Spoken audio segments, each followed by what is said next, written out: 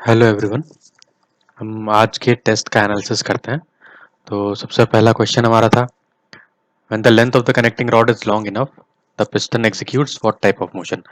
तो correct answer is simple harmonic motion. ये चीज़ हमने क्लास में ऑलरेडी डिस्कस किया था जब हम पिस्टन का डिस्प्लेसमेंट पढ़ रहे थे। तो उस केस में जब अप्रॉक्सीमेशन ऑफ पिस्टन हमने डिस्कस किया था उस टाइम पे ये आया था कि जब n की वैल्यू काफ़ी ज़्यादा है, n क्या होता है, n is equals to L by R, है ना। तो l is the connecting rod length and r is the radius. Okay, तो l की वैल्यू जब काफ़ी ज़्यादा होगी तो n की वैल्यू भी ज़्यादा होगी, तो उस केस में क्या होता है, कनेक्टिंग रॉड जो है, सॉरी पिस्टन जो है, it execute simple harmonic motion. Okay, second question था कि इसमें से एक्सेलरेशन का सही फॉर्मूला कौन सा है। तो इसका सही फॉर्मूला है ये बी। ऑप्शंस क्योंकि काफ़ी क्लोज थे, कई लोगों ने ए आंसर लगा दिया बिना देखे सोचे समझे। यहाँ पे ओमेगा स्क्वायर नहीं था इसलिए ये गलत हो गया। Correct option was B. Okay, C. Next question क्या था, द क्रैंक पिन रेडियस। अच्छा, ये न्यूमेरिकल था, इसमें डेटा हमारे पास क्या क्या गिवन है। हमको क्रैंक पिन का circle, crank pin having circle radius of horizontal engine of 300 mm। Okay, and mass of the piston दिया है when the crank has travelled 50 degree from the IDC. Theta की value दी हुई है हमको। Difference between the back pressure and driving pressure is 0.25 mega pascal. तो pressure की value दी है, प्रेशर डिफरेंस दिया है P1 minus P2। If connecting rod length 1.2 metre दिया है, बोर डायमीटर दिया है 0.5 मीटर और इंजन का स्पीड दिया है। हमको क्या निकालना था, पिस्टन एफर्ट निकालना था। तो पिस्टन एफर्ट, उसका फॉर्मूला बड़ा सिंपल होता है। सबसे पहले देख लेते हैं, हमको रेडियस दिया है 0.3 मीटर 300 mm और ये सब गिवन डेटा यहाँ पे लिखा हुआ है। ऑलराइट, फिर सबसे पहले हमको गैस फोर्स निकालना पड़ेगा और इनर्शिया फोर्स निकालना पड़ेगा, क्योंकि उन दोनों को ऐड करके हम पिस्टन एफर्ट निकालेंगे, है ना। हमको इसका ओरिएंटेशन हॉरिजॉन्टल दिया है और फ्रिक्शन के बारे में कुछ भी मेंशन नहीं किया है, तो वो दोनों फोर्स जीरो हो जाएंगे। तो सबसे पहले गैस फोर्स निकालेंगे, एरिया मल्टीप्लाइड बाय प्रेशर। तो प्रेशर हमको दिया है 0.25 मेगा पास्कल, तो उसको हमने कन्वर्ट किया और इसमें रखा, तो ये आ रहा है 49 इंटू 10⁻³ न्यूटन्स।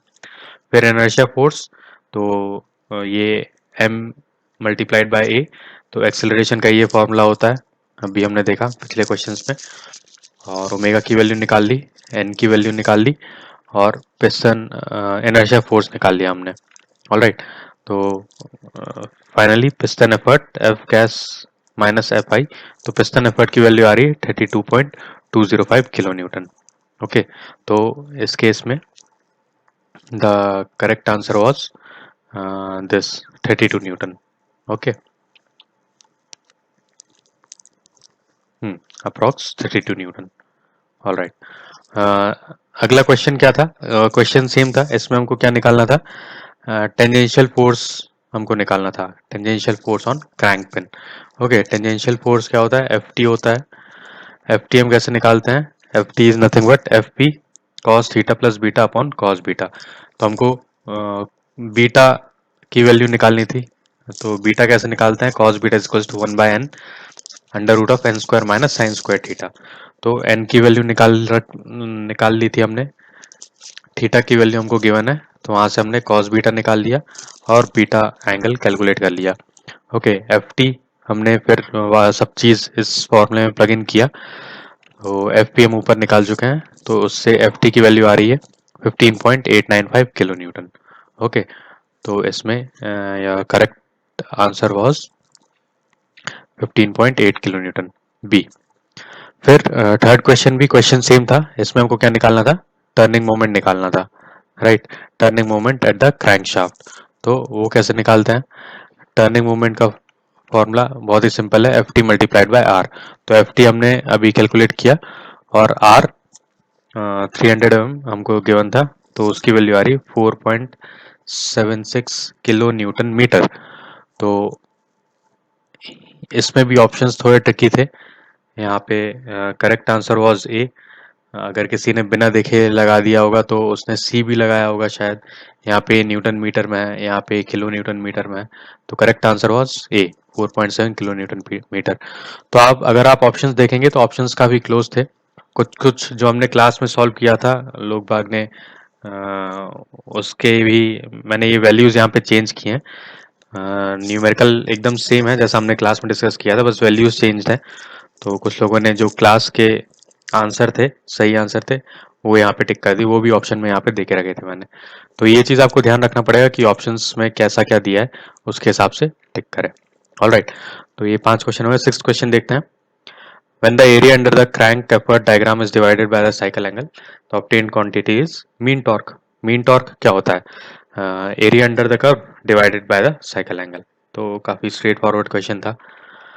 फिर नेक्स्ट क्वेश्चन था, अब flywheel does not controls the speed variation caused by the fluctuation of engine turning moment diagram during each cycle operation।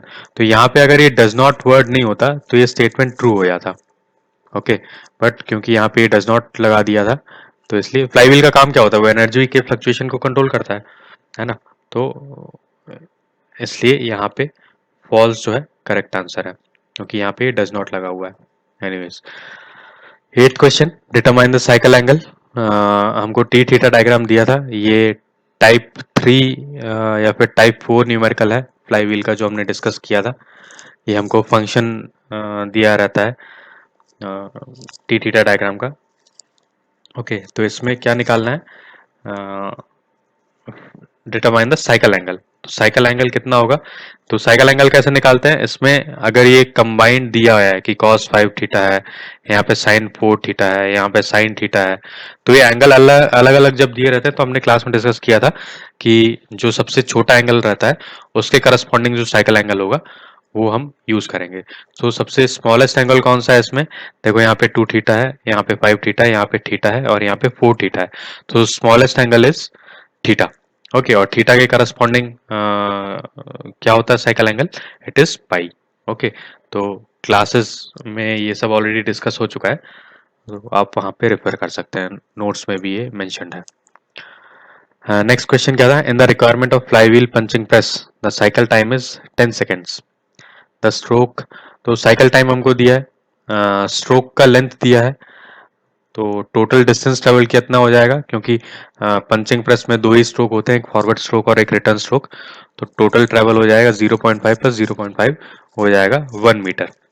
Thickness of plate दिया है, क्या कैलकुलेट करना है हमको, calculate the time required in seconds for punching this plate.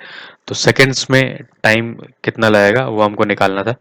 तो ये भी काफी स्ट्रेट फॉरवर्ड क्वेश्चन है। ट्रैवल डिस्टेंस ट्रैवल कितना हो जाएगा, स्ट्रोक लेंथ 0.5 प्लस 0.5 ये हो जाएगा टोटल 1 मीटर, 1000 mm के बराबर।